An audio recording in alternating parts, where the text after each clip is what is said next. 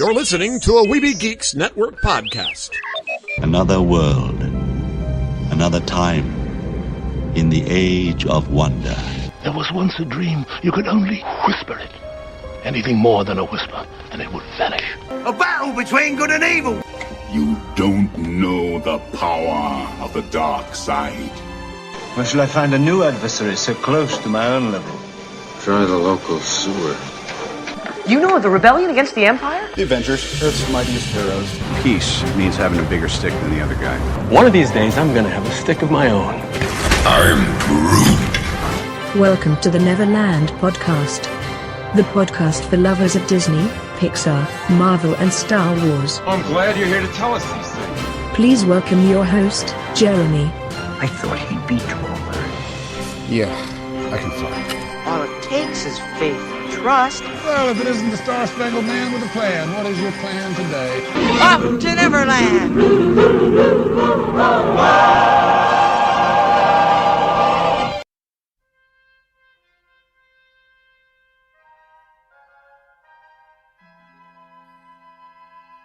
Hello, Neverlanders. It is I, your host of the Neverland Podcast, the Spider-Pan Jeremy. This is episode 121 of the Neverland Podcast, and it may seem like most of this is not Disney-related, but there is some Disney content into this show, even if we're going to talk about the Batman and Superman movie and some comics and a lot of stuff involving that.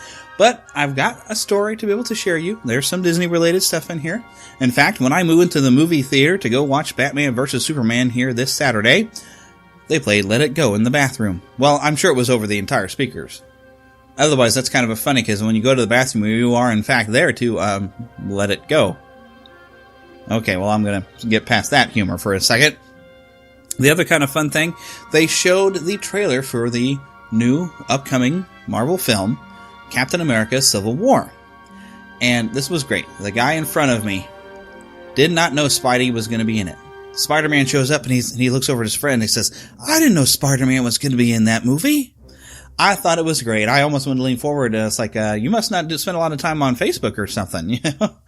But it was great. It's like, I wonder what that would have been like, having not known Spider-Man was even going to be in the movie and then see him suddenly show up in a trailer. Because, you know, for the rest of us, we were waiting for him to show up in that trailer. We knew he was coming. We were just waiting for it. So I can't imagine what that experience must have been. And I wonder if maybe it would have been better had he not seen this trailer and maybe just went to see the movie and then suddenly Spider-Man shows up. Might have just blown this guy's mind. Who knows? Don't know how big of a Marvel fan he may or may not be. So I don't know how much of his mind might have been blown. But it was still very cool. But overall, the themes, of course, with Batman vs. Superman, you know, this is a good time to be able to look and ask yourself some questions. What would happen if you are put so high up on a pedestal that is like a godlike pedestal? The only way you'll be able to fulfill what people expect you to be is to be God, and of course you're not. So what do you do? That's a good question and everything. And also a second question that kind of brings to mind, and I find this is similar to the Marvel Cinematic Universe, is Bruce Wayne is pretty much Tony Stark, the way they're presenting him. His house has the big windows and everything, and it seems very similar, and also having visions of an apocalyptic future. So I'm finding similarities to the Marvel Cinematic Universe. Oh, and while we're just talking and getting ready for today's show, I want to let you know that I can be heard on a show. It's a trivia podcast. Stuff I Never Knew. Go look for them on iTunes. They have a YouTube channel, and of course, look for their websites. I believe it's just simply Stuff I Never Knew. I'm going to go and get those links, and I will put them all in the show notes. Make sure you go and check them out. In fact, if you join their group on Facebook, and you pay attention on Thursday nights of when they're going to have their Google Hangout, and they will ask for people who want to participate, you yourself can participate in the trivia competition. And it was a lot of fun. But go and check it out. I'm not going to tell you the result and how well I did, but go and listen and download Stuff I Never Knew this week. But amongst our fun this week, other than talking about Batman vs. Superman, we do have a couple of trailers for the Neverland Trailer Park. A couple of trailers, actually, of course, that I did see in front of Batman vs. Superman. We will, of course, have a review of Batman vs. Superman, but we'll put that at the end of the show, so if you feel the need to skip it, you can. I don't want to spoil this movie for you. We do kind of give our opinion real quick, and then start getting into some spoilers. And we try to not really get too deep into spoilers, but, you know, I like I said, I don't want to spoil anything for you, so we'll kind of give you an opinion and then tell you, hey, if this is going to spoil something for you, just go ahead and skip it. We also will, of course, have some Neverland story time that I found that would be perfectly appropriate for this. It's actually based off some comics from the 80s. A very cool story. Also, we're going to take another ride at Disneyland, but this time we're going to go with Tim Nidell of Saturday Morning Rewind. He's going to take us on Star Tours. We're, of course, then also going to sit and talk with Lost Boy Rick. He is going to let us know a little bit of the history between Batman and Superman and how they've met and their history within the DC Comics universe, which will be fun. And then I wanted to sit down with my buddy Philip and kind of get his views on things. Of course, he had seen the movie at the first time that I talked to him, but I hadn't. But we kind of, him being a big Superman fan, I figured I wanted to sit and talk with him. And then you'll hear another conversation with me and Philip where I have seen the movie, and we'll do our review of the movie here at the end of the show. I would also like to point out that you're going to hear a lot of different microphone and sound styles on here. A lot of this, if you don't like the quality of the mics, if you want to help us out with Patreon, I am hoping to get some new mics for when I go out on locations to be able to record different things. Some new microphones that would increase the sound quality. Maybe even have a microphone I can send to Lost Boy Eric for when he goes into Disneyland. Maybe be able to get some binaural audio and to make the sound quality that much better. That is a goal that I have. So if you would like to donate to our Patreon, make sure you go from the webpage. Of course, it's at neverlandpodcast.com, or simply go to patreon.com/neverlandpodcast. Go and help us out. Give us a donation. It really does help to bring the pixie dust to you. But I think I've jabbered on long enough. It's time we went to the Neverland Trailer Park. Mama, another gator got in the house. Another gator? Give me that shovel. Come here. Get him, Mama. Get that gator. The Neverland Trailer Park. Hey, Pewter. I'm home. I'm home. I'm home. I'm home. I'm home. I'm home. Welcome home, sir. Initializing Batcave music. Yeah. So, did anything exciting happen today? I saved the city again. It was off the chain. Anyway, I should probably have some grub. Alfred left your lobster thermidor in the fridge. Oh, that's my favorite. I can't wait.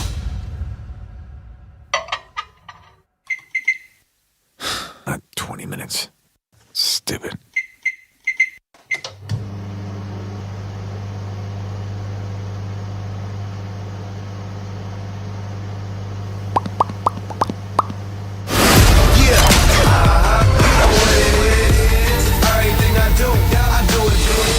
I deserve it today. Today I deserve it. This film is not yet rated. Okay, so it seems like this is more of like the teaser to the trailer. I saw this on Thursday, and it was normally attached with like another minute worth of Batman coming out and beatboxing and doing things like that. And then he comes and they make a joke about him coming in to drop the mic, that he's about to now show you the trailer for Lego Batman. And this is from the same people who brought you the Lego movie, which I liked the Lego movie. I thought it was funny. And, granted, the Batman character, he was funny at times, but I wouldn't quite call him the Jar Jar of that movie, but he does kind of get annoying after a while because he's so full of himself. But it is also still pretty funny. I actually would rather have shared the audio for the trailer that I actually saw in front of Batman vs. Superman, because I was laughing out loud at that. That was, in fact, very funny. And I have not seen that trailer online. Warner Brothers on their YouTube channel have not posted it. I'm hoping it will be posted soon. So go and check it out. YouTube. Look for the Warner Brothers Entertainment YouTube channel and keep an eye out for the trailer for Lego Batman. Because this trailer, it didn't really impress me. Other than, oh, hey, cool, they're going to do a Lego movie with Batman. So, that's the only thing this thing had going for it for me, this particular trailer. But this, like I said, the other trailer that I actually did see in the theaters was much better and was very funny. But now we'll take a look at another one that sort of almost kind of has a Disney connection, and it's a film called The Huntsman. If it's the Snow White tale you're looking for, to discover the story that came before. Mirror, mirror on the wall, who is the fairest of them all? You are my queen, but not for long. Your sister holds a baby who will grow to be more beautiful than you. But beware, should any harm come to the child, your sister will unleash a power unlike anything the world has ever known.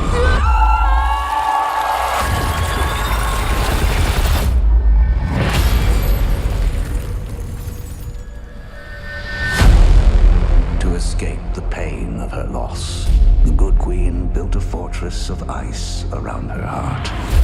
If she could not raise a child, she would raise an army. You will train. You will become my huntsman. Nice shot. I thought I made you strong, but you're as pathetic as you ever were, little sister. This is my kingdom.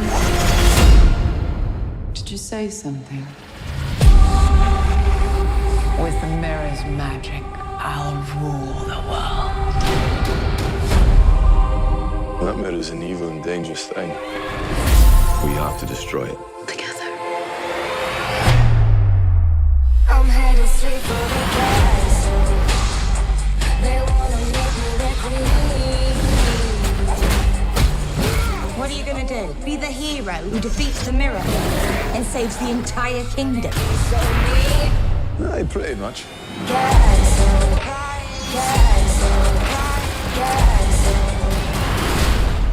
Are you ready, huntsman? Aye.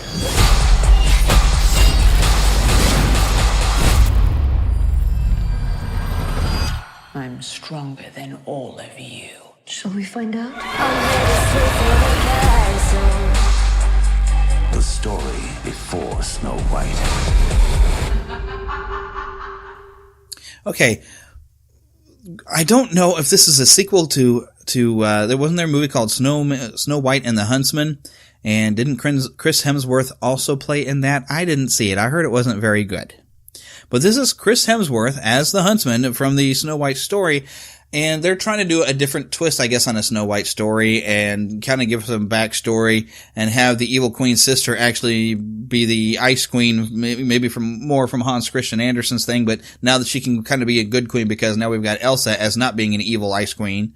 And sort of the villain at one point, but not really on purpose. But of course, if you haven't watched the Dcast video where they talk about how Elsa really is probably a villain and really is evil, go check out that video on the Dcast YouTube channel, by the way. Another plug for you, Dale. You're going to hear your name a second time in this. It's coming later.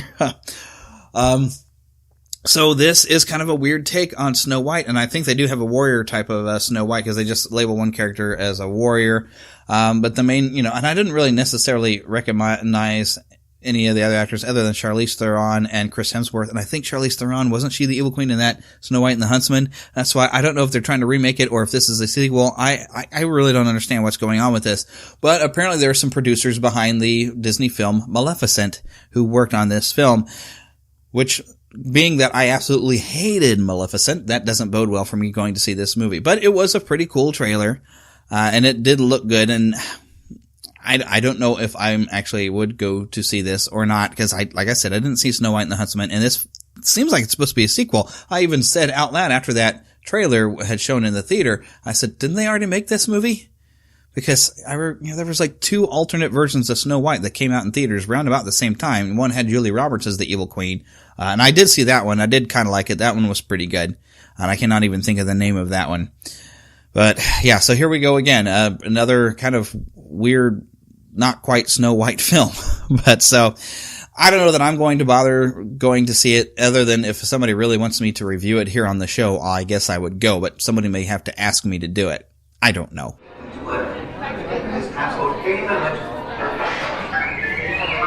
What do you mean you are doing all the work? You ungrateful little twit.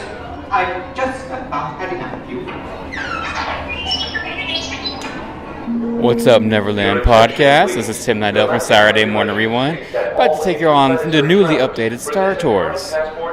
necessary visas prior to leaving the spaceport.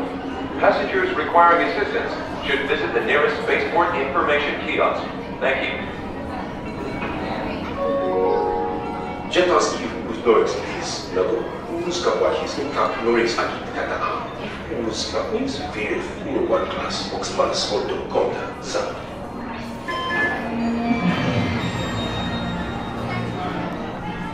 Star Tours is now offering convenient day departures to the tranquil Isle of Naboo. Visit historic landmarks in the capital city of Spain. You might even catch a glimpse of the recently elected Queen of Naboo.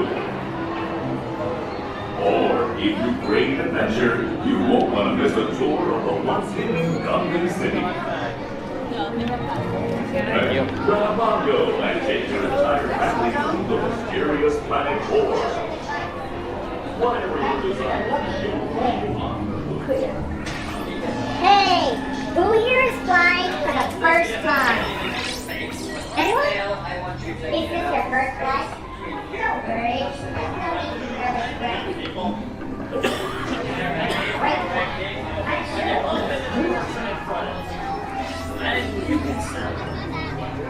dog or a man? According to my scan, Everyone's pretty cute, everything is moving smoothly, and that's the way I like it. Yes, sir.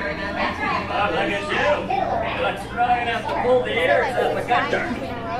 That's just an expression. The most creatures, including Gundars, get very mad if you pull their ears. You, look confused. Keep it moving and no funny business. If there's one kind of business I don't like, it's the funny kind. Good.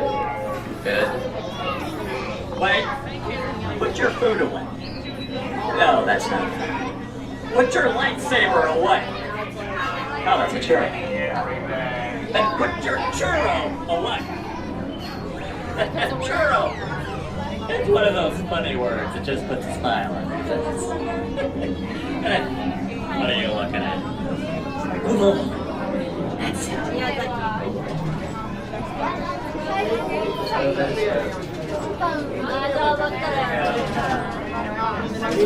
How many here? Grab those glasses down the hallway to change, please. All the way down to A. You guys? How many? Come on, 3 gate letter B, please.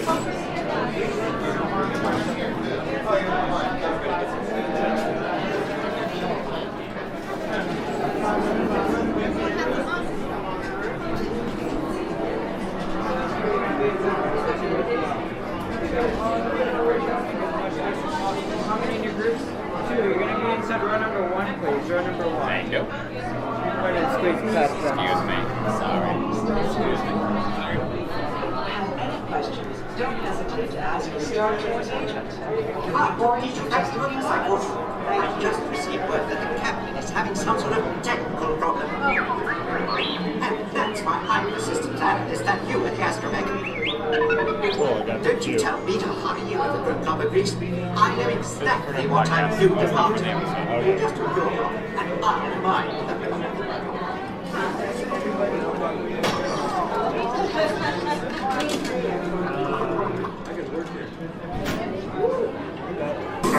What? Oh, now this is not the limit. This could take longer than I thought.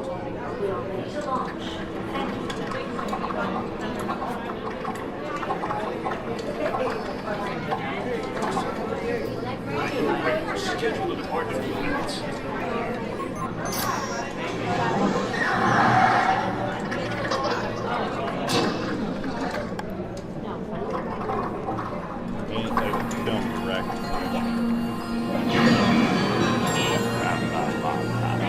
Please pay attention to the following safety information. When the automatic doors have opened, please proceed directly across the ramp into the cabin. Continue to move all the way across your aisle, filling in every available seat. Galactic regulations require that all carry-on items be safely stowed beneath your seats. To fasten your restraint, use the yellow strap to pull the belt out from the right side of the seat and snap the belt into the buckle on your left. For For your safety, remain seated throughout your flight with your restraints securely fastened. And please watch your children. Para su seguridad, permanezcan sentados, con el cinturón de seguridad ajustado, y cuiden a los pequeñitos. Do not put on your flight glasses until instructed to do so by a crew member. One final reminder, smoking and photography are never permitted on any Star Tours flight. If you have any questions, don't hesitate to ask a Star Tours agent. You'll be boarding in just a few moments. Thank you.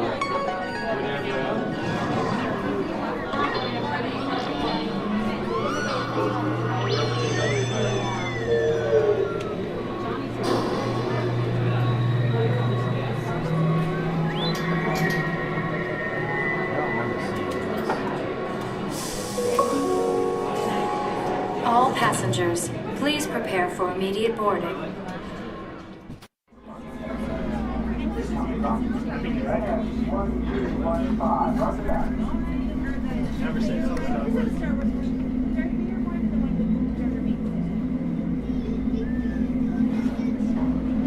Star Tours 1401, you are cleared for departure. 1401? That's us. We can't take off. The captain isn't on board. Auto takeoff sequence initiated.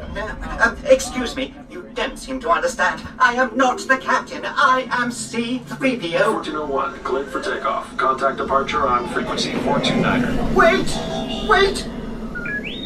R2-D2, I am not programmed to fly these things. Now just turn us around this instant before we get into trouble. I knew it! Oh! Don't shoot! Prepare to be boarded, Captain. I'm afraid there's been a terrible mistake. I am C-3PO. We know you have this rebel spy on board. I have never seen that woman before. Oh dear. Gotta go! Don't underestimate my power.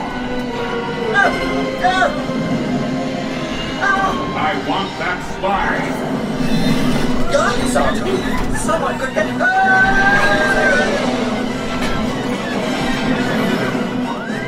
Light speed, R2! No!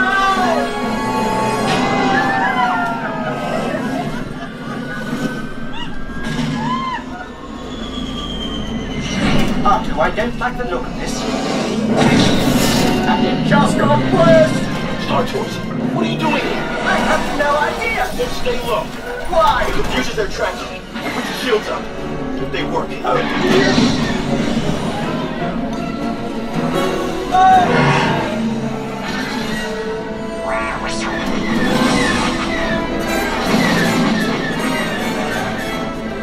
This is no time for heroics!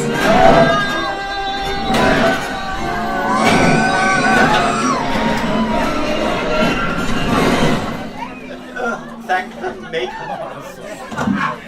Shoot! And you, put that back this instant. Now, let's go!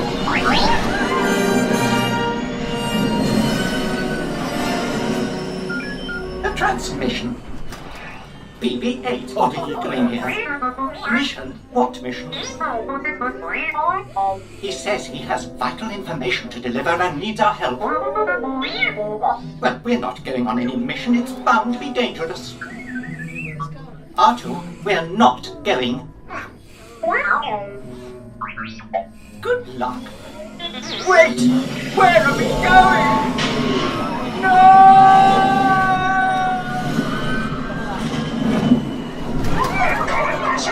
Identify yourself or be destroyed. Destroyed? Doctor, follow us down to the river head. You'll be safe there. Thank the maker.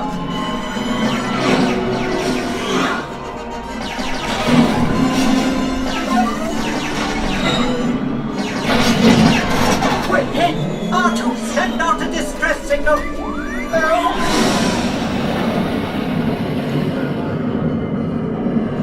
Look out, R2! We nearly hit that poor Gungan. Star Tours, follow the ship. It's gonna lead you through the planet's core. Any help would be appreciated.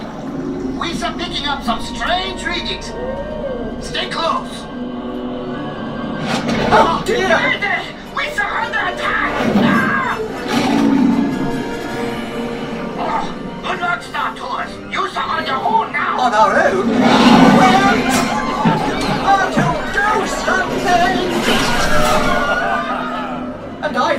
hated space travel.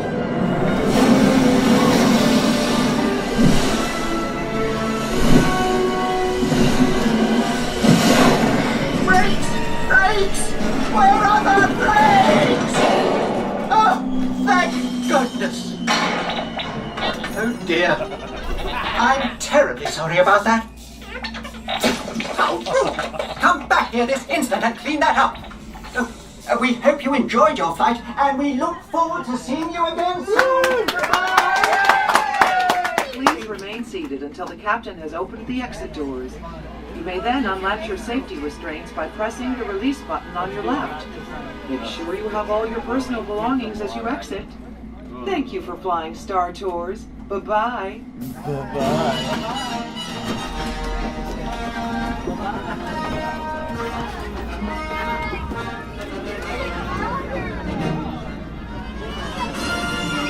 Alright guys, as you can hear, have a brand new Force Awakens scene in this. Oh, that's amazing. So yeah, follow me online, Saturday Morning Rewind, SaturdayMorningRewind.com, and I'll see you guys later.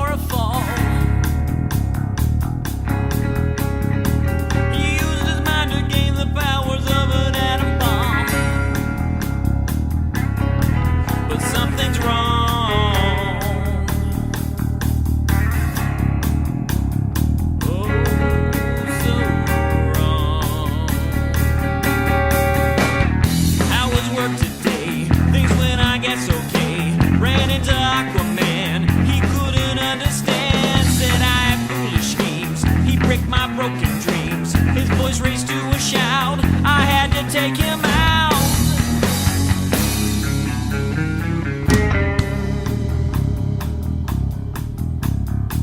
The world bowed in fear, atomic power stronger yet. Fusion behind the scenes and no one knew the side effects. Too far to turn back now, free radicals fill up his soul.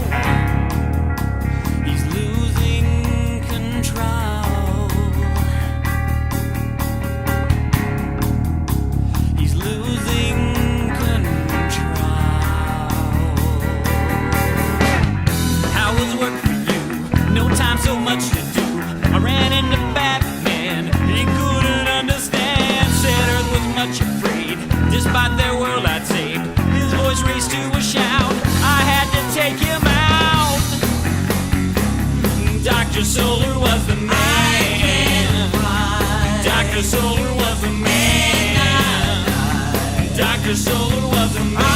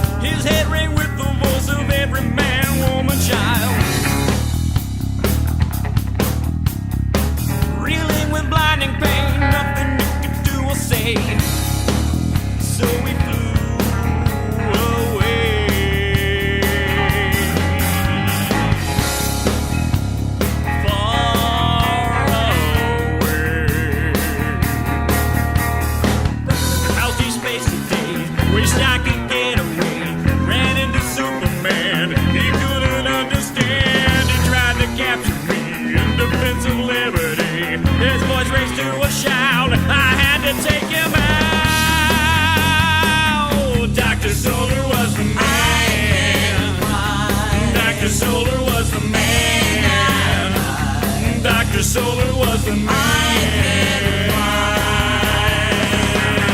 Escape the voices crowding his mind. Dr. Solar flees the Earth after defeating 3 of its mightiest champions. He finds that the further away he gets, the better he feels. Until one day, in the deepest reaches of outer space, he tried to run away. He'll run again, he stay. His power's growing, growing, growing. Once again, they drive him mad. He out on Jupiter until he was disturbed. Atomic man pulls in the signal, even better by the tail. He runs but can't escape. Each night he sits and waits. Tries to run from the noise, but he knows that they'll have better than him. And when there's something strange, he runs again his brain. So probably find new live aliens and thinking him, and they sing, Dr. Solar was the man. Dr. Solar was the man. Dr. Solar was the man. Dr. Solar was the man. Dr. Solar was the man. Dr. Solar was the man. Dr. Solar was the man. Dr. Solar was the man.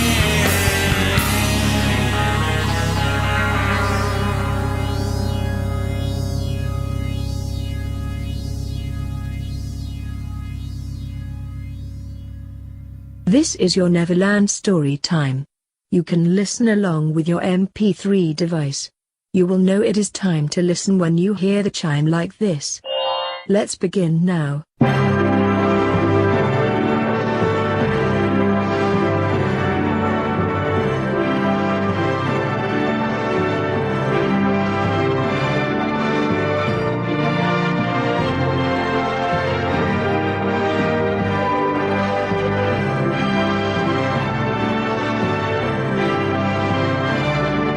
But Superman isn't the world's only hero. The paths of 2 great heroes cross one night in Gotham City.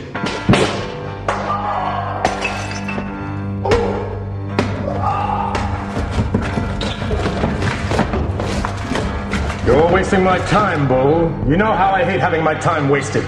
Don't hit me again, Batman. I don't know nothing. Honest, I don't. She's going to strike again tonight, Bull. I know she is. But you know something more. You know where. And you're going to tell me. Yeah, Batman, she'll kill me. I'll do worse than that, Bull. I'll hurt you. And you'll stay hurt. Spill it. Every second you waste my time here is a second in her favor. 8 people have died already. I'm not going to tolerate any more death. Talk! Where does she plan to strike next? Tell me or it'll look like the rest of the garbage in this alley. No, no! Tossed the garbage at me and ran off, did he? I underestimated him. He's actually more afraid of her than he is of me. Time he was taught the error of his ways. Once I catch up to him, But something's got hold of my bat rope. No, not something. Someone. Superman. He's dragging me along on my own rope. Always flattered to be recognized, Outlaw. You just hold on tight to that rope. I wouldn't want you to fall before we got to police headquarters. Police? I don't think so. That's an establishment I prefer to visit on my own terms. I'm afraid I'm not going to give you much choice in the matter. Hey! He let go of the line. He'll plunge to his death if I don't... Wait! He's gone. Not a sign of him. How can that be? In the reports of his activities, I saw no indication of superpowers. He's a superb athlete and an intuitive genius by all accounts.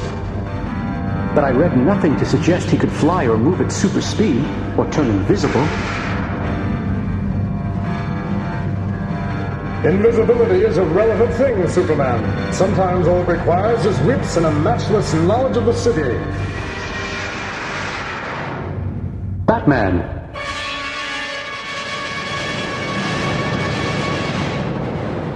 Very good, friend, very good. I won't underestimate you a second time. This time I'm going to grab you instead of that bat rope. Hold it. Before you touch me, you'd better take a quick look at those vision powers I hear you have. Specifically, your infrared vision. You've done your homework, haven't you?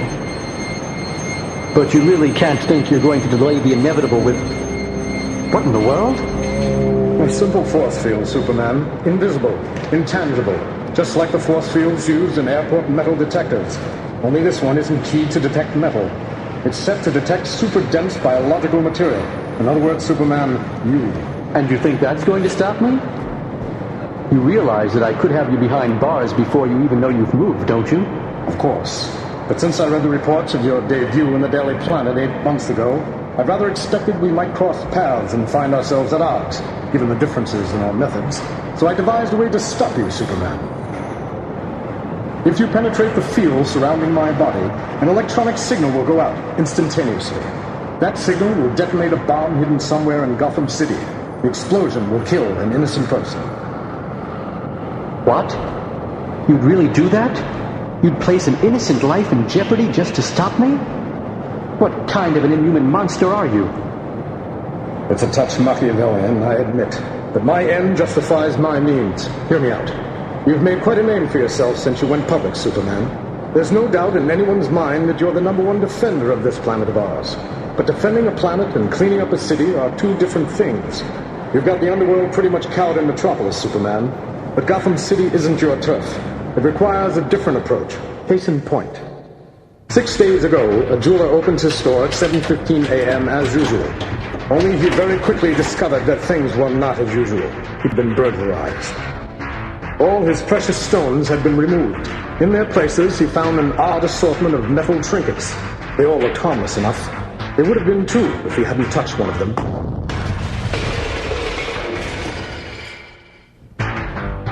The blast knocked out all the windows down the street.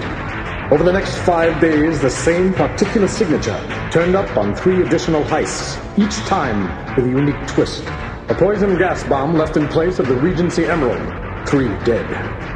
A gadget that squirted acid at the Diamond Exchange. To replace an antique chess set, a steel rook that fired blades. An hour ago, my investigation led me to a man named Bull Carter. I was after him when you interrupted. Bull is a small-time hood. Every indication was that he'd been hired by the lady behind these crimes, a particularly fatal woman who calls herself Magpie. Fool! Stupid! Blithering idiot! You had the perfect opportunity to mislead the Batman, and you blew it, Bull! But Magpie! But don't but Magpie me! The cops in this town are either dead from the neck up or too busy lining their own pockets to bother us! The Batman is the only thing we have to worry about! And if you use the tiniest fraction of your pea-sized brain, you could have sent him chasing down blind alleys for a month! This Magpie, if the Batman stay close, maybe we ought to lie low for a while, huh? Lie low? Don't be ridiculous! A priceless collection of Fabergé eggs will be in town only another 12 hours! And they're such pretty things! Such pretty sparkling things! I must have them! I must have all the shiny things! Must have them! Enough of that! We still need to decide what to do about you, Bull! You naughty, naughty boy! You let me down, didn't you? We have to do something about that! What do you mean, Magpie? We have to punish you! First, a fast-acting paralysis venom! Now let's see what we have for you today! Ah, yes! The very thing! Hold this stick of dynamite in your frozen hand and... No, boss, not happy birthday!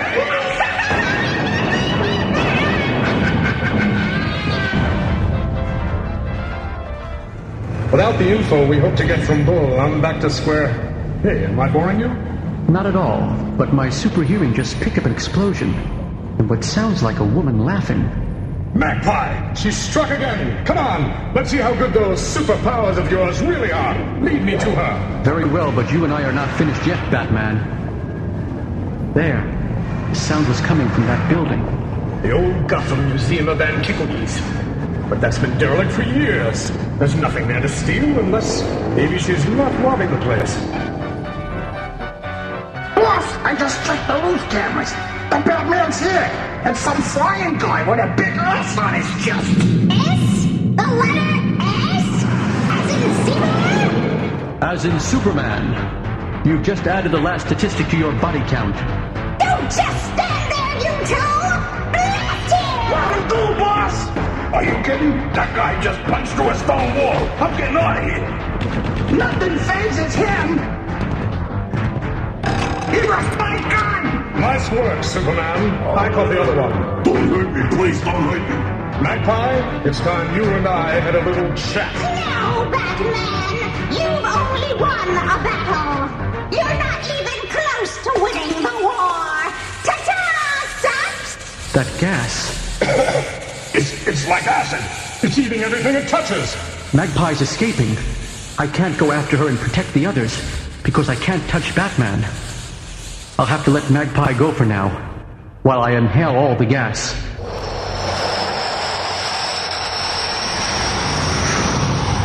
Here's a safe place to dispose of it, in the frigid vacuum of space. The gas is instantly frozen into crystals of ice. My microscopic vision shows that the freezing process has caused a chemical change. The stuff is no longer a dangerous solvent. Now to get back to Earth and Gotham City.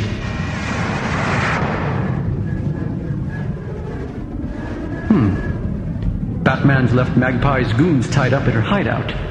But where is he? A quick scan of my telescopic vision should... Ah, there he is. Not thinking of leaving, were you, Batman? I wasn't planning on going anywhere, yet. I did want to get a look at the shards of glass from Magpie's gas vial before they were contaminated by extraneous dust. As you can see, I have a portable crime lab in the trunk of my car. One of the most advanced such labs in the state. Now, what have we here? Since that vial was in Magpie's bag of tricks, I think it's safe to assume it's been going wherever she's gone. It could have picked up almost anything. Aha. Very good. A tiny piece of thread. Just the barest strand, not more than a 1/16 of an inch. But enough for analysis. Now, isn't that interesting? Unless the spectrometer is completely off, and it isn't, this little length of fiber is 5,000 years old. How can that be? Magpie can't be that old. Doesn't seem likely, does it? But it's the clue that I was after. There's only one place in Gotham City where she'd come into contact with 5,000-year-old cloth of precisely that variety. From a mummy in the Gotham Egyptian Museum. Follow me! Blast them! The weeks, the months I've spent setting up my headquarters, getting everything perfect. To have it all ruined by those super-powered busybodies. It's not as if I committed any crime. I only took the bright, pretty things that were rightfully mine. And I didn't steal them either. I traded. I left other things in their place.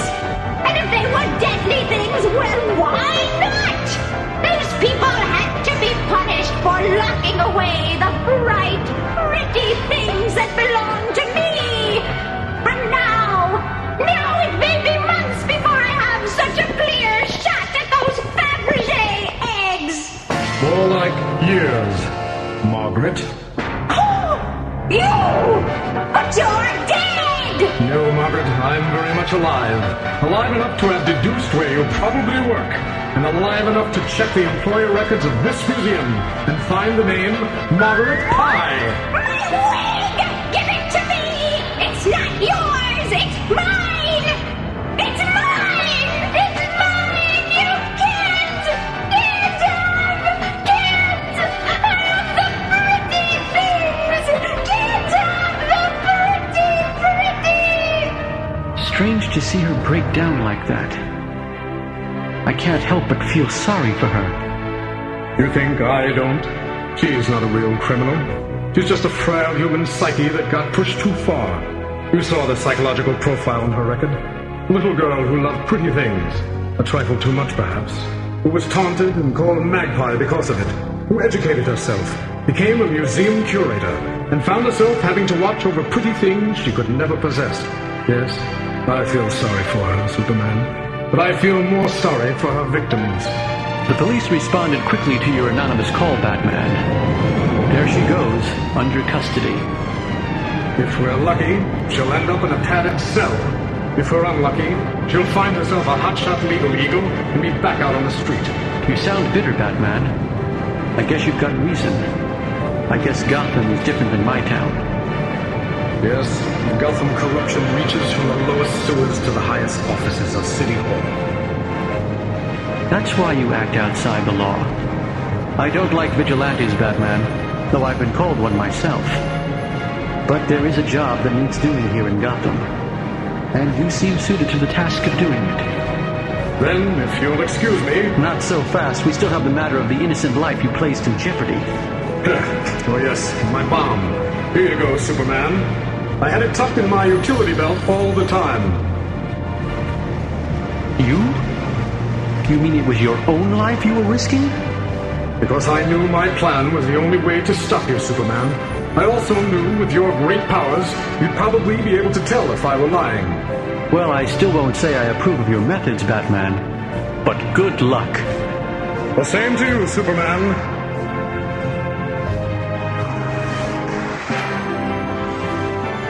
Be sure not to miss Book 4 and the other exciting titles in the continuing saga of The Man of Steel. Can Lex Luthor control Superman the way he does Metropolis? Can Lois resist the attentions of this multi-billionaire? The answer to these questions and more in Book 4, Enemy Mine.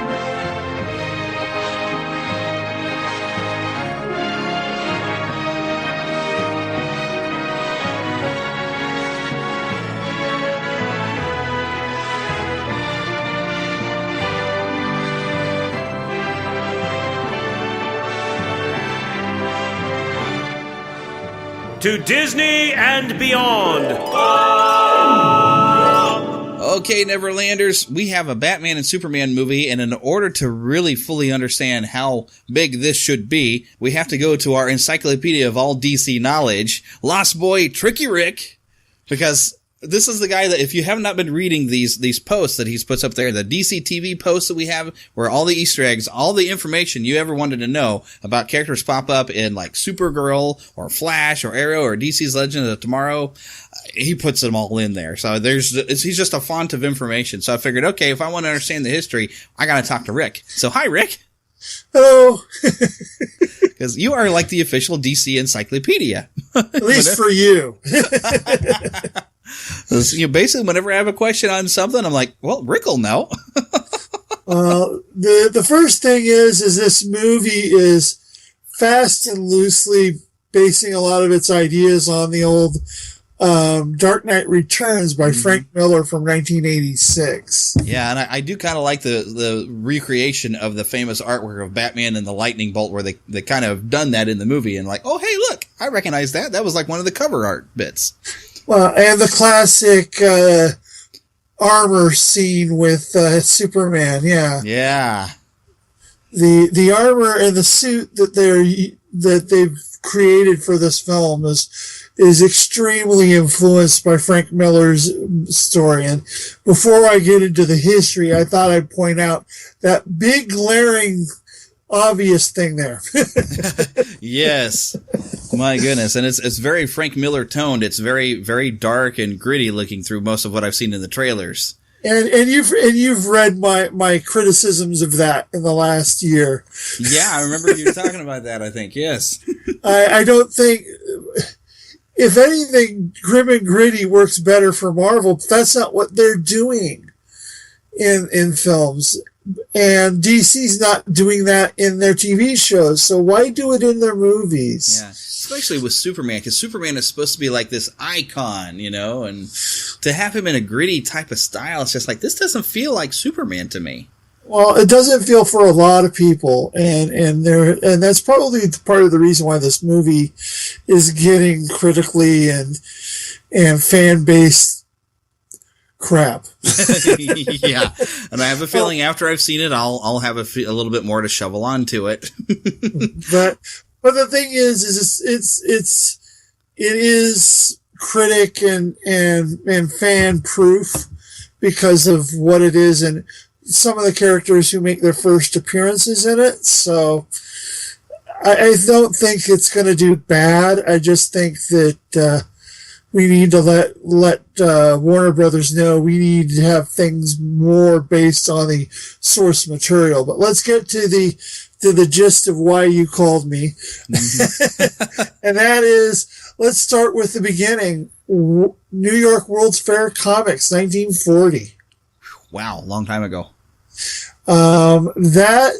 And most people think, don't you mean World's Finest? And no, that's where the World Finest title comes from, is that this World's Fair comic came out during the New York World's Fair of 1940. So, was this an exclusive that you could only get at the World's Fair, or was this nationally published? Well, let me look at this. I'm still reading. I think originally it was just for the World's Fair, and then it was significant. It went out because people knew that this was the first teaming of these two great icons. And at that time, they were only 1 and 2 years old. So, yeah. But it still was a big enough deal that National Allied, the publisher of Action Comics, knew that this needed to happen and be released on a wide basis. The next team up occurs in 52, and then we get the regular World's Finest comic book series on a regular basis. Now, what did they do in the World's Finest comic? Because I don't know if it was Batman and Superman all the time at first. Because I know they did here. Actually, it was. It really was. Wow. It really was. It was Batman, Superman, and of course Robin. Oh, yeah. Were the three main characters for that comic for up until the 80s. Really? Until it ended in the 80s. Yeah. I'd love to read some of this stuff. And by the 80s, it was very sporadic. Well, the whole Grant Morrison run on Batman that occurred in the last 15 years is loosely based on the stuff from the 50s, the Batman of other nations, and a lot of the Batman from Planet X, and a lot of the goofy stuff. He really tapped into that.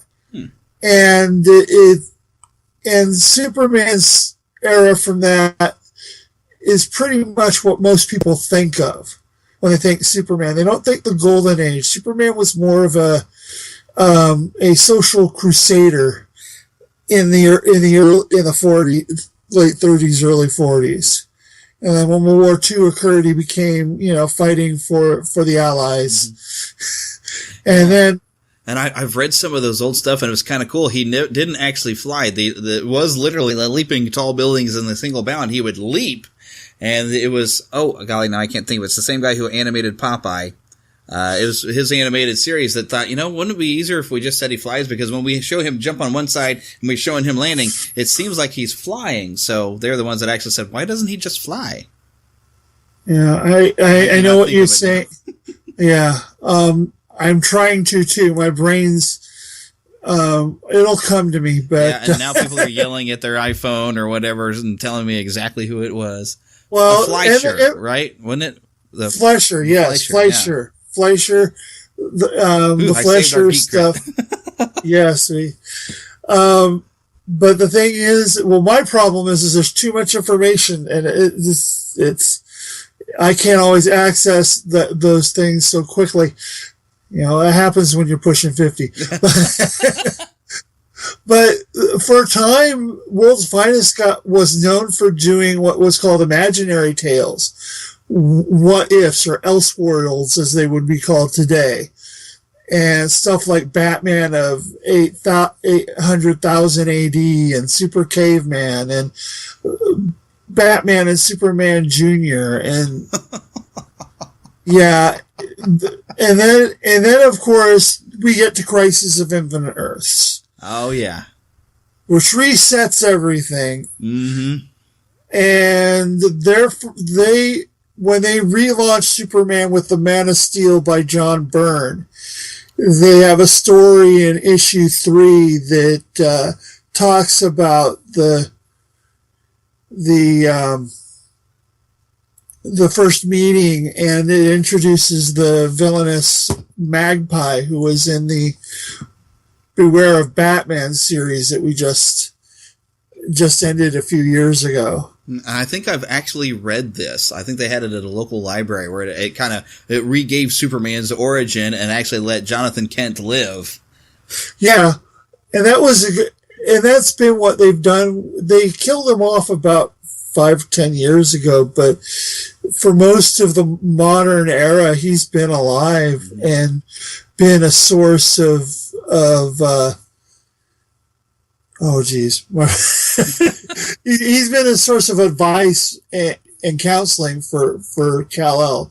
And then of course we get that same year, we get the famous first Batman versus Superman in The Dark Knight Returns. Yeah. A dystopian future where Ronald Reagan is still president and in the 2000s, and Superman is his stooge. And he goes in to remove Batman, both of them in their 60s, and it doesn't go well as you would think for Superman. Yeah, Batman is prepared. And then another major is the Batman Death in the Family, when Jason Todd, the second Robin, was killed by the Joker, and Iran decided to make Joker their UN representative. And Superman had to coax Batman not to go kill him. Oh my goodness. You know, and then in 90 we had the revival, or the second volume of World Finest was started. Yeah, and that might, well, I don't know if that'd be the one that I'm more familiar with, where I think that's more of a later on that I've seen it, where they had the where they really did the really neat Batman and Superman symbol, where they had the Superman symbol inside the Bat symbol that became kind of famous. That's not World Finest. That's the World's Finest recently was Huntress and Power Girl. Huh.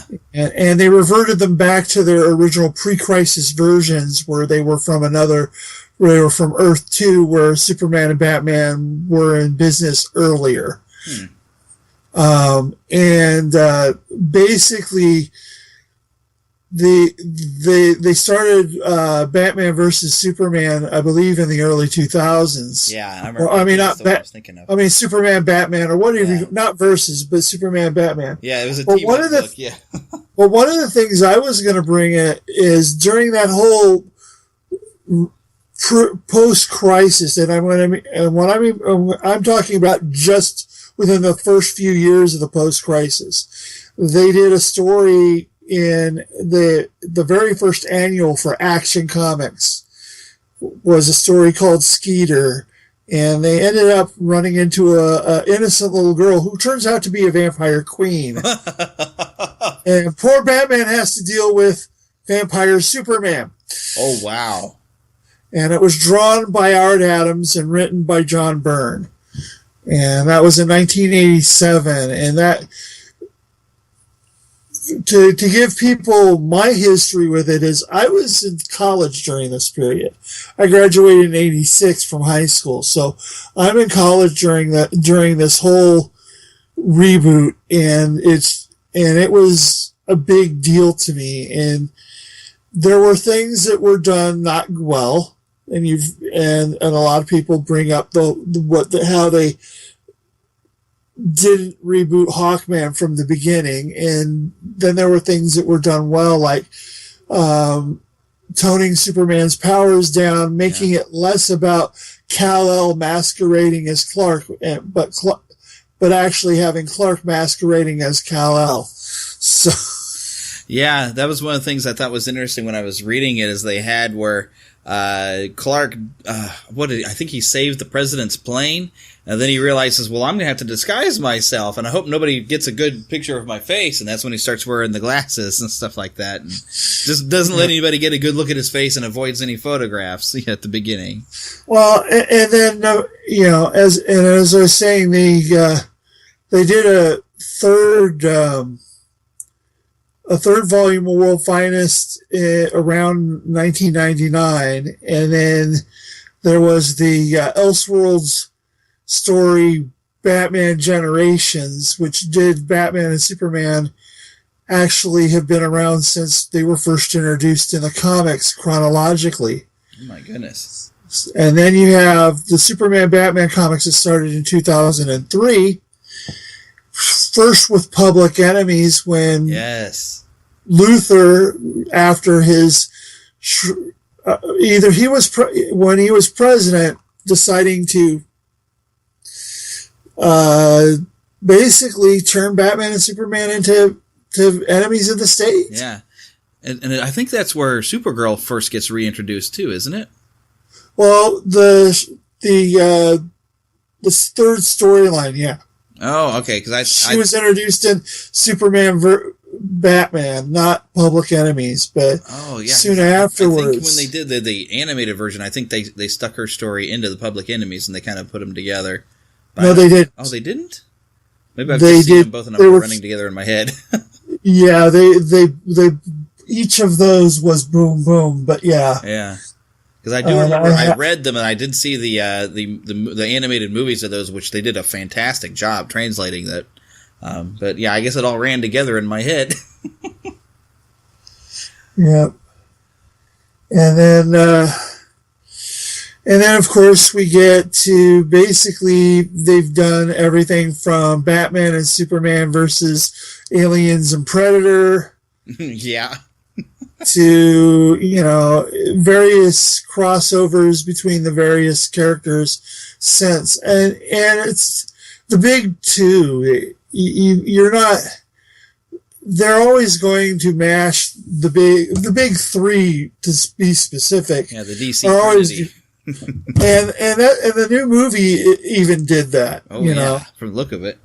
I kind of think that they should have held on to the Wonder Woman reveal until after the movie was released, but that's my opinion. You're probably right. I've actually heard that from some other people that had seen it. Some of the reviews say that I wish they would have waited with Wonder Woman and built her up in her own movie that's coming, and then bring her into this. Because I mean the trailers. I mean, so don't even show her in the trailer, but maybe have her in the movie. Keep her in the movie, but we should have not. They shouldn't have done the big reveal in the trailers. They should have just let it happen organically, and then have people come out, because people already knew, and that's part of the reason why that reveal isn't as impactful for a positive reaction to this film. They already did it in the trailers, so yeah. Plus, they put that picture out there at the Comic-Con. What was that? Was it last year or whatever? Because I remember when I was camping with my wife at the time, and my cousin was sending the pictures like, "Oh my gosh, they just revealed this picture apparently at Comic-Con. Here's what Wonder Woman looks like." And it's like, okay, well now they've spoiled that, and so we know it's already coming, and here she is. And they spoiled Aquaman. The only one that didn't get spoiled is Flash or Cyborg, who allegedly both make, cameos in this film. And I don't know, and I haven't seen anywhere whether or not Green Lantern has make a cameo. The question is which one. Yeah. We have 4, well, actually there's like 5 or 6, but 4 main human members of the Green Lantern Corps. Yeah, and there were rumors that they were going to try to focus on Jon Stewart this time, which I've heard people complain, but he's the boring one. No, the boring one's Kyle Rayner, but that's just really. Well, that's interesting. Well, yeah, because he's just an artist, whereas Jon Stewart has this military and architectural background. That I think that's why I've heard of him as being the boring one, because he's very stoic and everything. And then Kyle Rayner was just more creative on what he did. But I like them both. I don't care. Rayner's after my time, so I have a lot of experience with Rayner. You know, that's just me.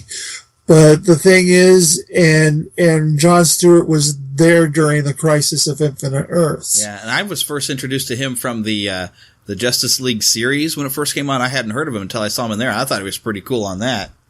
And my least favorite is always going to be Guy Gardner, because I swear the man has multiple personality disorder. Depending on the writer, they swing him so far. Mind you, the explanation that Geffen and DeMatteis did in the Justice League comic book from the 80s was Batman bonking him on the head. He went from being a brash, obnoxious jerk to being basically a child. And then he went back to being the jerk, but that comic book was more done for the lulz. It was more of a humorous take on things. You know, that was when Booster Gold and Blue Beetle were in it. Yeah. Always doing their get-rich schemes that were always failing miserably. Yeah. And well, I gotta wrap a bow up on this here. Right. So comic-wise, if it ever came down to say, you know, if Batman and Superman, for whatever reason, ever have to throw down, who do you think would win? It's always going to be Batman, because Batman's smart enough to either find or synthesize kryptonite before the battle. I mean... Yeah, and I think he's supposed to be... He keeps some in a vault in case Superman ever goes evil. Well, there's also the very famous storyline in Justice League called Babel, or Tower of Babel, and that was the one that they kicked Batman out because Ra's al Ghul got a hold of Batman's plans to deal with the whole Justice League if they ever got out of hand. Ooh. Yeah, and they did do an animated movie based around that idea, but I think they had Vandal Savage behind the whole thing. It was it Doom, was it called? Doom is based on that storyline, yes. Well, and it was a good one. I liked that one. Well, it's something that Batman fans like to point out that, you know, and in the comics, they've had at least 2 or 3 more times, either in Elseworld stories or standard stories, where Superman has gotten out of hand and it's been up to Batman to handle it. Yep. Specifically Bruce Wayne. Other Batman, specifically when Dick Grayson was Batman, he's more emotionally tied to Clark because he sees Clark as one of his mentors. Whereas Batman, though it's as a friend, Batman is the stoic, I gotta do what I gotta do, and my feelings, I need to put them down. Yeah. So... As I got a job to do, I'm going to do it no matter what it feels like to do it.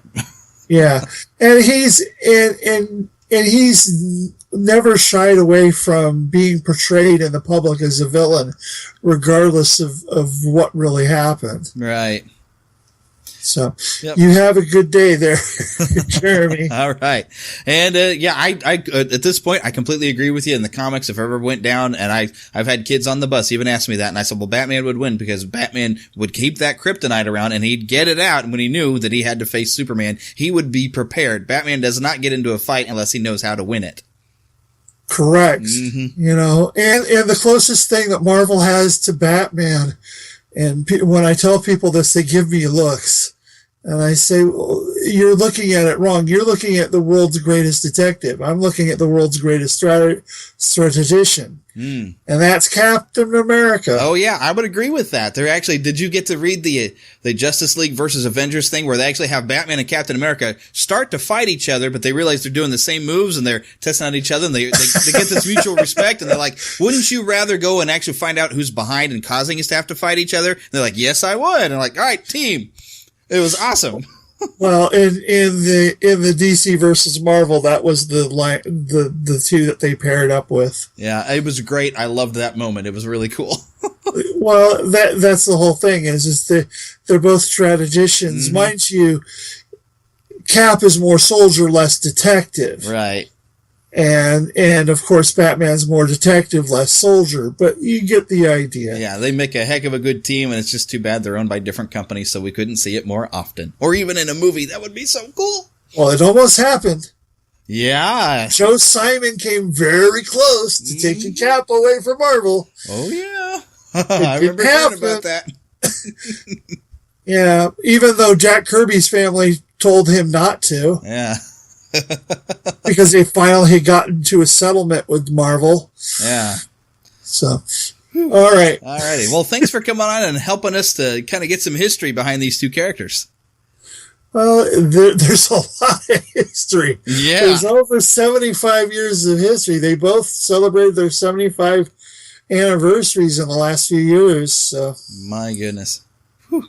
And, of course, anyone who wants to learn more about some of these DC characters, like I said, go to news.neverlandpodcast.com and just read through all these DC TV Easter egg things that he writes up one every week, covers all the DC television. That way we can branch outside of Disney every once in a while to get some just really cool geeky stuff in there. And also, you are, well, kind of a food nerd. And so you have your own blog where you write up, and on your Facebook page, you're always sharing all these different recipes, and I don't even know half the ingredients you use. But, neither do I at times. So there's times I look at it like, I have no idea what that's going to taste like, so I don't know if I want to hit like or not. Well, you know, the thing, I do the same thing when I make some of those things for the first time. I'm raising my eyebrow, but I was taught to always try something because you never know. Yep. And where can people find that blog? That blog is at kitchencomebackchronicles.blogspot.com. Alrighty. And you still do the fumbling 4 words also, don't you? Are you still working that one? Yeah, but that's kind of taken a back seat, not just with the cooking. I've been busy with other things, you know, as you've seen in my Facebook. I've got some health situations I've been trying to take care of lately, and they've been at the forefront as opposed to how much blogging I'm doing. But I'm still trying to blog at least once a month on the Fumbling Forwards. And that one is at RD Myers, which is spelled MYERS, 97115.blogspot.com. And of course, we do have links, I believe, on our page. So make sure you go and check it out. And if there aren't, maybe I've just only had the links on certain episodes, but I'll make sure it's in the show notes. So everybody go and check it out. Well, you only have the links on the page for me for Fumbling Forwards, not the new one. Okay, well, we'll make sure we got to get the new one. Did you put it into your notes? We'll make sure it's down in your notes because every time you've written up a post, it puts up information about you. We'll make sure there's a link down in there, so it's on every one of your. Well, I didn't think people would be interested in the cooking one, but you never know. Yeah, well, there's a lot of recipe pages, and you never know what people are into. All right. Okay, Jeremy, let's end this so people can go to the next segment. Yep, to the next segment, which will be more people. I got to talk to Philip, my big Superman fan, so let's see what he's got to say. Okay, so, as I said after we're talking to Rick, we need to go talk to Lost Boy Philip, because he is the biggest Superman fan I know. Other than Dale Wentland, I had from the D-Cast, when we talked to him, he just loves Superman. He loves Superman so much that he looked at any version of Lex Luthor, that they've just never gotten it right. Because he says Lex Luthor just done right should be where he sounds like he's going to do something great. So the example he said, if Lex Luthor was going to save the environment, and he would do this wonderful thing. Oh, how wonderful, we're going to save the world. His solution, however, would be to destroy at least 3/4 of the population of humanity. The best one I can think of would be a combination of Gene Hackman, because Gene Hackman from the 1978 film and Part 2, he was just so good as Lex, and he'll always be my favorite. Yeah. But you combine him with the cartoon version, which was Clancy Brown. Yes. And that, to me, was perfect. I also like the Smallville one, because you couldn't help but love Lex, and you knew you couldn't love him. you knew. He's the bad guy. He's going to turn into a villain. He's affable, though. But it seemed like they had a habit for a while of he was always like real estate schemes and everything, which is really not part of character at all. Well, I think the reason they did that was because they in the old ones, he was a little bit more of a con artist type, half mad scientist. And so when they did it in the first film, and then they did it in the second one, it was involved too, because, he wanted Australia. Yeah. And then by the time they got to the Superman Returns? Superman Returns? Superman 3. Well, Superman Returns is the next time you got Nuclear Man. Yeah, he did that just because he's friends with Christopher Reeve. But either way, you had Superman Returns. And when time he got to Superman Returns, he was also involved in it, because it was supposed to kind of be a continuation of the others. Yeah, it was basically they were saying, let's forget 3 and 4 and just go from there. Which I don't really blame them. Right. Although, 3 has its moments. Richard Pryor, I still thought he was funny. I feel and it was very cool getting kind of an early version of like a Red Kryptonite Bizarro type thing. Yeah. Which, did you see Supergirl this past couple weeks? To be honest with you, I have a friend who saved every episode for me. I've yet to see one. Well, I'll just touch lightly. I've seen the first one. Supergirl had a red kryptonite thing, and they actually did a scene when she was going bad. She's sitting there at the bar and flinging the peanuts into the glasses. Superman 3! Yeah. Thank you! That's good. Greg Berlanti loves these characters, you can tell. Because the way him and his team and Ali Adler, all the people working on these shows, they love these characters, and they're bringing it right and making us. Although this last episode of Arrow was a little disappointing and lame. Oh, the last one. I just watched it today. The one that from yesterday. It seemed okay because we already had the Olicity breakup, and then we get an entire episode of the breakup still going on with a really wasted use of a pretty decent villain. Which the only part that was really good is the trial. There's where some good story was. They'll bring more into it eventually. Yeah. Next episode they better do better because I was listening. I'm going to plug Arrow Squad if any of y'all listening, but I was listening to them today, and the contestants they're calling it a 5 out of 10, and they were really disappointed. I have yet to see an episode of Flash that I don't love. Oh, I love it. And in my opinion, Flash is what made Arrow great. Because the first season and a half of Arrow, I was disappointed. I watched every one of them, but I'm still disappointed, hoping it get good. Then when Barry Allen shows up, hands him that mask at the end. Oh, spoiler alert, incidentally, if you haven't watched those. But hands him the mask. We're in season 4 now, so if you haven't watched it. Yeah, it doesn't matter to you. But either way, the fact is once he did that, Arrow started lightening up a little bit and a little bit more, and started becoming more comic bookish. Yeah. See, I personally don't mind changes for the TV shows, the movies even.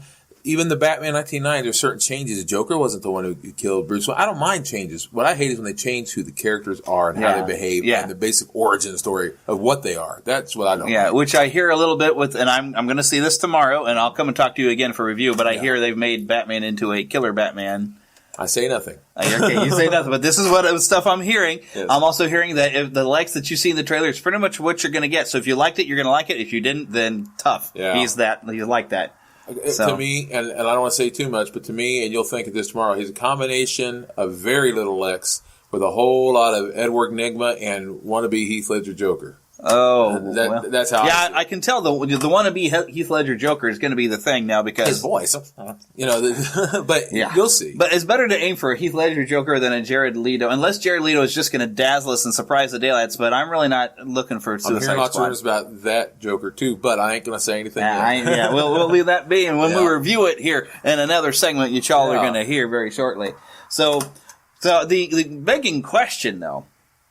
If in the comics, and I guess they have clashed a couple of times, but if there was going to be the end-all, be-all, knockdown, drag-out, Batman versus Superman in the comics, Who's winning? Well, if it was a legitimate fight, of course Batman would do his best and all, but in reality, Batman could not defeat Superman without help. I'm talking about kryptonite, things like that. And he does keep some in the Bat Vault. Yeah, and guess who gave it to him? Superman. That's just right, in case. Just in case. Because he's that's trust, brother. Yeah, that is trust. And he also, that's one thing I love about it. If you ever gotten to read Batman Hush, if you haven't, get it. It is so great. Good. So good. It's great. And that's when you find out that he's the one that gave it to him for that very reason, because you never know. Because you never know. And he's the one that he can trust.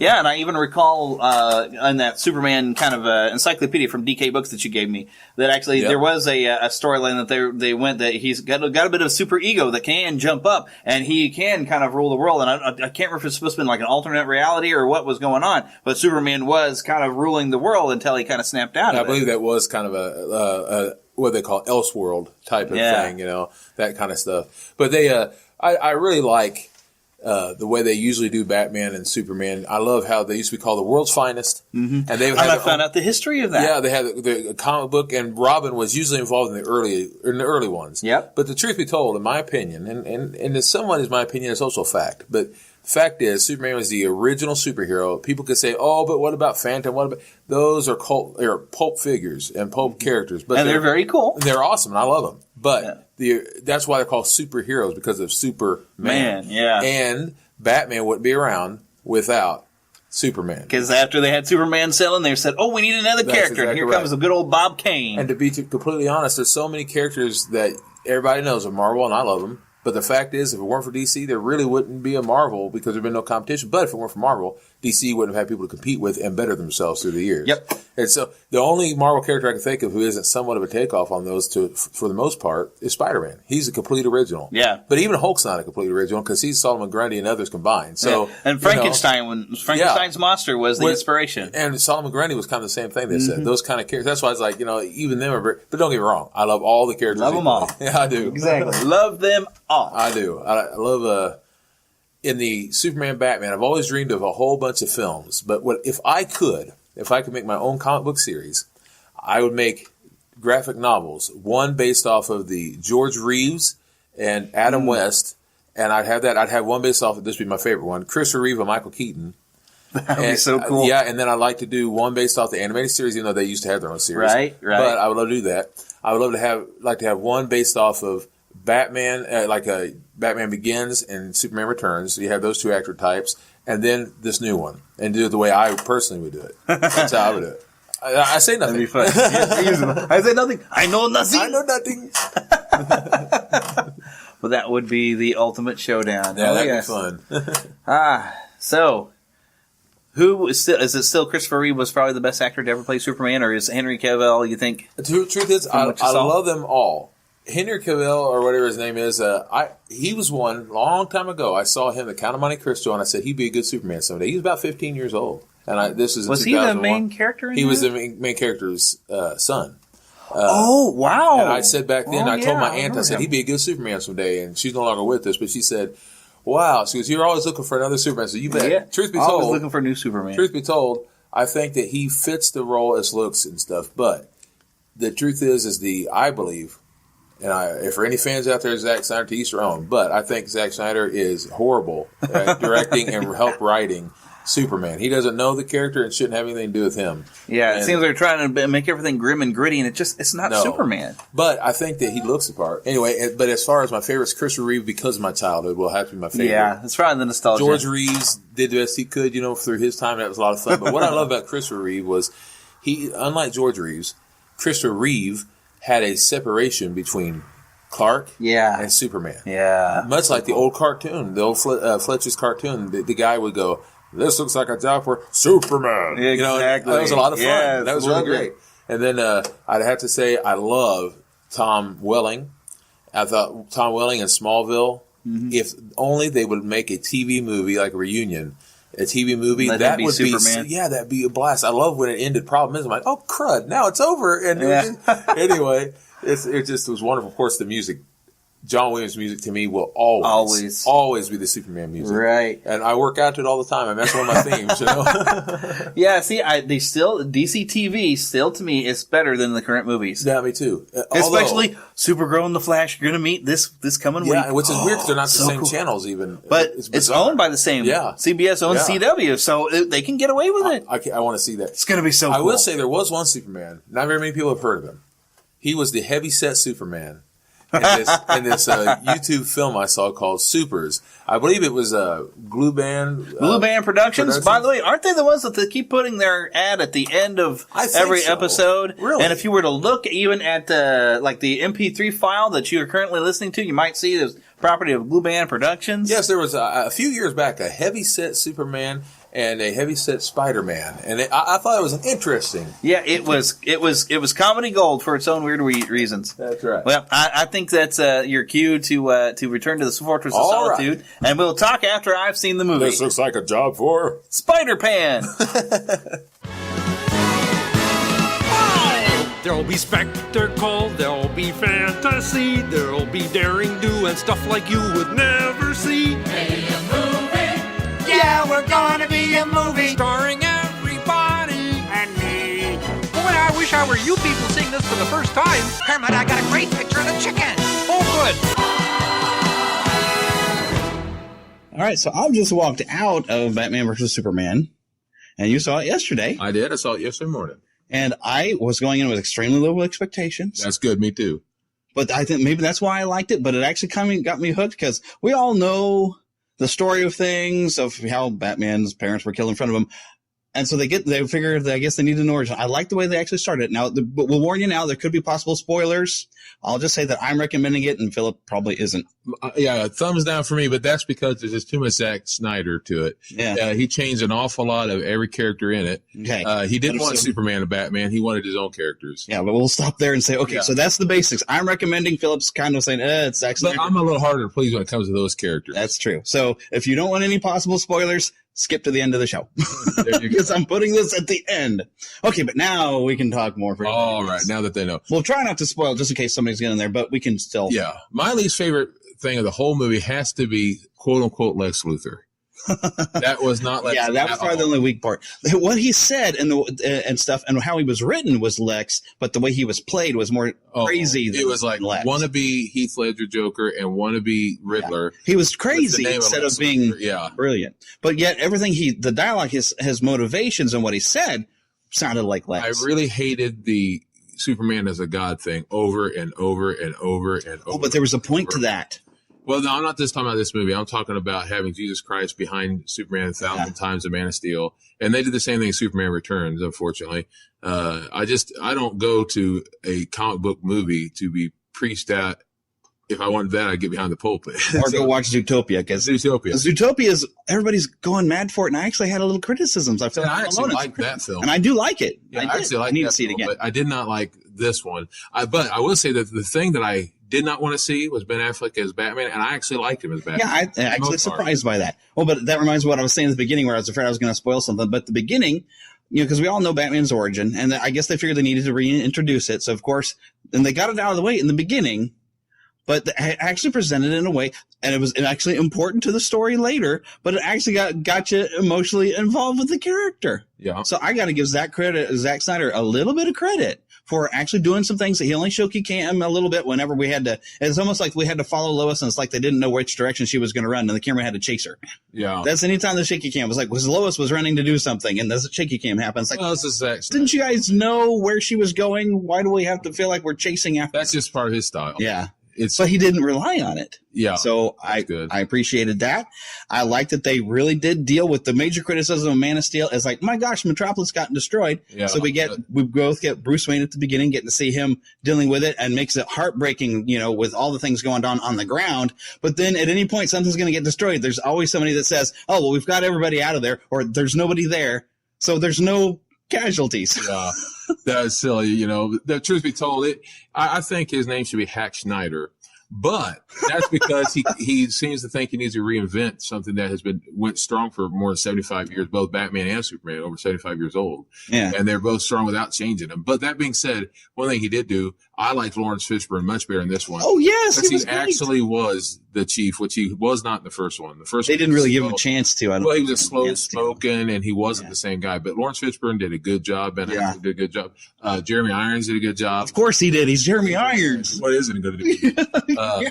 And I really wish that I could see a good Superman movie. I'm hoping that they'll get that poor actor because he's a good actor. Yeah. He looks perfect for the part. I wish they gave him a good. And he got his curl. Did you notice when he was very coming out of the water? He had. See, to me, what I've noticed about this movie, this is still him becoming Superman. Yeah, it's not there. And I think they dealt with it because there's definitely a spiritual aspect in here because they tend to do that with Superman. But I think they presented it to where everybody's realizing he's not God. Yeah. But everybody keeps trying to place it on him like he's supposed to be godlike and everything. And I think the way it's like when they finally deal with it is he's and all right, this could be spoilery, but the lesson he seems to, because he's dealing with the feeling like he has to be some sort of god. Yeah. And because one of Superman's weaknesses really is fear of failing. And when he thinks he's failed, it just crushes him. Not so much failing himself, but other people. Right. Yeah. Failing other people. But we see at the end him willing to do anything, not to be God, but to be the hero everybody needs him to be. And part of what makes a hero is you have to have that vulnerability to be able to do something self-sacrificial. And that's as far as I'm going to say there. I thought the music was horrible. Really? Yeah, I thought it was terrible. But then again, I'm not a huge fan. I thought he does so good on the Avengers. This Hans Zimmer, by the way. Yeah. Who did this? He does real good with other films. Not with this one so much. Even Man of Steel had better music, even though they use a lot of the Man of Steel music. But I actually had distinctive themes I was able to pick out, like a Lex Luthor theme. I was able to pick out a Wonder Woman theme. That part I liked. Yeah, because when Wonder Woman showed up and yeah, it was awesome. It was like half heavy metal. She doesn't seem like Wonder Woman to me, but it's a nice outfit. But you all didn't see. He threw a look towards his wife who doesn't like Wonder Woman. So. No, the truth be told is I'm looking for. I'm looking forward to seeing what they can do with Aquaman. Even though you don't see him explicitly. See a little bit, get to see Cyborg just a little bit. I was getting kind of Flash seemed kind of weird, but maybe they're just trying to go so different from the Well, it looks to me like somebody's preached that diversity thing to him that we have to diversify because he looked like he was kind of Asian looking. Yeah, I couldn't tell what. So I don't know. It's like which Flash are they going to go for him? Because they can. Well, no, Wally West should be probably a black man these days. Nowadays, yeah, now he's on the New 52, and they could have went with that. I've been happy with the Wally West. Fine, yeah. Although I prefer Barry Allen, but Wally West is cool. The real Wally West is really cool. The new one that they've had on the show, I know that his last. I'm waiting on that. You know why they done that, right? They decided to name Iris West, but she's only Iris West because she's married to Wally West in the comic books. I thought Iris was married to Barry Allen, though. No, that's Wally's wife. That's why she has the last name West. The dad was made up for the TV show, and Wally West is definitely not her brother. And so that's because I thought they were supposed to be cousins. Because I know that the one girl who was the reporter was actually supposed to be one of Wally West's love. No, Wally West, the redhead from the comic book, is married to Iris, so she becomes Iris West. Okay, that's but I didn't mind it so much because the characters are interesting, and I didn't mind it so much. But yeah, that's why it's Iris West, is because that's her married name. Well, we've gone off. Her brother. No, I'm kidding. Wow, so I did not know that. Okay, but back on track with Batman. It was interesting. We did kind of address, the Batman with a gun, which bothered me, but I liked it. It's a nightmare. Yeah, or what you it was a nightmare. Although it is kind of weird. It looked to me like they were trying to present there was a Batman. Was it the Batman of the Dark Knight Returns, where they actually have like this apocalyptic future? Yeah, and it's all like desert. I feel like they were trying to throw that vibe in there just for interest. Well, Zack Snyder, not being a fan of Batman and Superman, saw that the most popular stories is Superman, the death of Superman, and I wasn't going to say that. No, I'm talking about Doomsday. Doomsday. Yes, Doomsday. We'll talk Doomsday. He tried to take parts out of that and parts out of Dark Knight Returns and all these things, and he tried to combine them into one movie, which doesn't fit. And then, and Doomsday's not Doomsday. Not all. He has powers that Doomsday doesn't have. Doomsday doesn't come from anything else, which I won't say what. But the fact of the matter is that wasn't Doomsday. It was almost like a bizarre, messed up, Incredible Hulk in the film. He has some Doomsday style qualities, and I like the fact when he gets hurt, he would come back and be stronger. Yeah, so they had a lot of Doomsday-ish stuff. The skull stuff, the bones that were coming out. Yes, all of his bones coming out. It's finally had that. They've yet to get that poor character right, because in Smallville they messed him up too. He's like a werewolf type thing, so they just can't. He looks more like Doomsday, except that I mean, doesn't have hair or nothing, but he's more like a werewolf because they put that through an entire season of this poor character who keeps turning back into Doomsday. So they just can't get that. Wow. They did on the cartoon though. They got it right once. Yeah, that animated one. Although it went so fast that when they did that Death of Superman animated, it was I was disappointed on how quick. Because I mean, in the comic, it is this great story, and that's kind of where I think they were going with writing this. It's months of comic. Like two of the greatest Batman and Superman stories ever told. They kind of tried to put it in together. But yeah, in the comics, it was one of the greatest things ever, and it did go on for months because everybody was trying to stop Doomsday. And then finally, it's Superman. Yeah, it's Justice League, all of them. I'm going to be very careful what we say about the similarities there. But I won't say nothing. I hope if you have not seen the movie, you have not listened this far because I was afraid to say anything. I meant the character. Yes, we had Doomsday because you knew Doomsday was going to be in there. But yeah. Lex doesn't make Doomsday, but at least not in the original. I'm not sure they changed it later. But then again, when Doomsday, I heard something about Lex making him was done once later on. But they did like a copy. What I want to see is good Superman movies, which aren't going to happen with Snyder apparently. And then I also want to see characters that have never been taken on before in a movie, which like Metallo. That'd be cool. Bizarro. Because, there is some kryptonite in the world now. Yeah, even though they don't call it that. That's why I knew Zach was lying. It's mentioned once. I knew Zach was lying whenever he said, don't worry, we're not going to have kryptonite in my movies. I was like, they may not call it that, but I can guarantee it will show up. And it did, so. It was there. Because I'm trying to. Did they name kryptonite? I think Lex uses the word maybe once, but I might be wrong about that. Kind of at the beginning when he's experimenting with it. Well, I was expecting to see him get sick, like Lex or something. I was expecting that. It didn't happen, but it did happen in a comic book once because if apparently even humans, if you're around kryptonite too much, it can affect you. Wearing it on your body. Not the same way as it does the kryptonite, of course. But and I was reading last night the different kinds of kryptonite. The different kinds mean different things. Yeah. And there's gold kryptonite, which will not only basically if you're even near it, it will I don't remember just take your powers away forever. If you even touch it, you're Kryptonian. There's red kryptonite, there's white, there's crystal, there's all sorts of stuff. It's crazy. My goodness. They got blue, and I think that they used it differently, but Smallville used to have the blue, and they have it so if you want to be normal. But it turns out the blue kryptonite actually only affects someone like Bizarro. And it affects them, but because he's an off style. Yeah, so I guess the opposite green is blue. I would have thought the yellow. Something. Yellow being the opposite of green, sort of with the Green Lantern Corps and everything. Yeah, so I kind of figured, but that's different characters. But I'm thinking we need to probably wrap this up. Sure.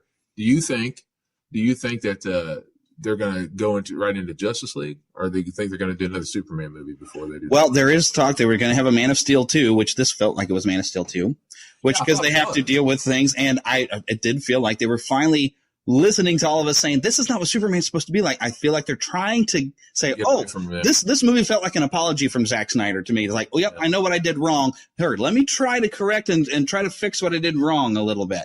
Not everything quite right, but this is definitely an improvement. The only thing about the movie I actually liked was Ben Affleck, which is the very thing I dreaded. Yeah, so surprisingly, he did a good job. I was not wrong about Lex at all. Still didn't like it. Oh, he was terrible. Yeah. He was not Lex. I mean, not even close. Yeah, he didn't feel, although, like I said, I think they wrote him right. They just didn't get the right actor. Yeah, depending on what parts they wrote right, because first of all, I guess his writing didn't say what age he had to be, but I didn't like him at all as Lex, but I think it was the delivery I didn't like more. Yeah, that's where if they had a different actor, perhaps that would have maybe slowed it down and been more Clancy Brown. Well, yeah, I know we always because what stuff he would say still had that jealousy. Well, I love the line he talks about having knowledge and no power is paradox, and it's just like, okay, that works. That sounds like something Lex Luthor would say. And his motivation seeming to be like, well, we can't trust any sort of aliens. Let me kill one. He did on a few occasions remind me so much of Jim Carrey's Riddler. Not just because the hairdo before Riddler becomes Riddler. Yeah. He did remind me an awful lot, even the delivery. So, final question though on this. It seems like Bruce Wayne just has this idea that something's coming. Something in my head says Darkseid, because I thought I heard something about Darkseid perhaps popping up for a Justice League. Yeah. It sounds like they're getting that direction because it seems like Lex Luthor almost knows something. I don't know if the bells are significant because he talked about the bells already rung and he goes on and about, but he sounds like a lunatic at the end. I am Batman. Exactly. Yes, for anyone who didn't see what he was doing, he was referencing the Riddler and that Batman Forever. I'm Batman. Yes. So more or less the same type of stuff.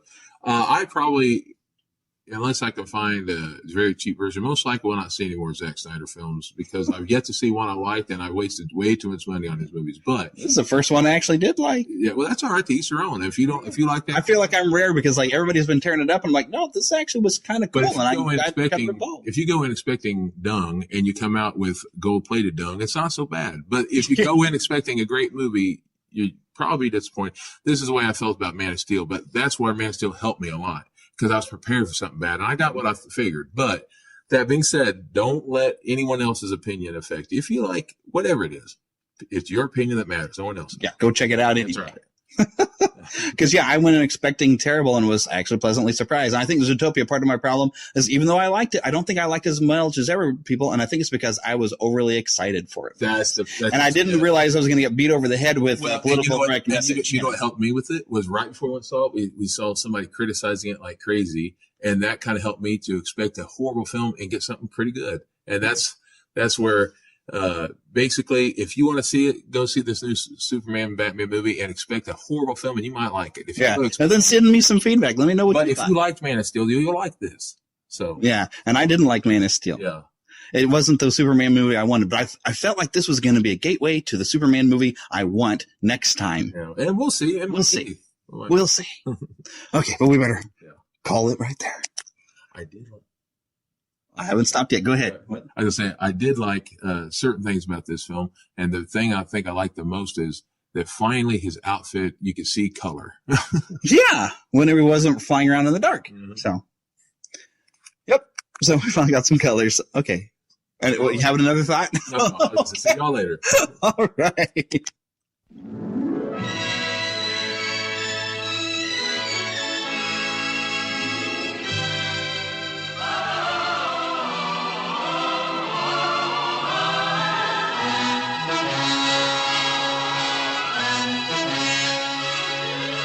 Thank you for listening to the Neverland Podcast.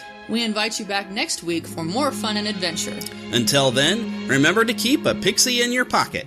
It's that young at heart, positive attitude that you can share with others. And remember to visit our website at neverlandpodcast.com. There you can find links to our news page, a link to visit our shop, and much more. And please feel free to leave us a voicemail at 816-226-6492. Or email us at podcast@neverlandpodcast.com. If you email us a Lost Boy or Pixie nickname with a reason why you chose that name, you can become an official Neverlander. Girls are too clever to get lost, so we are naturally magical pixies.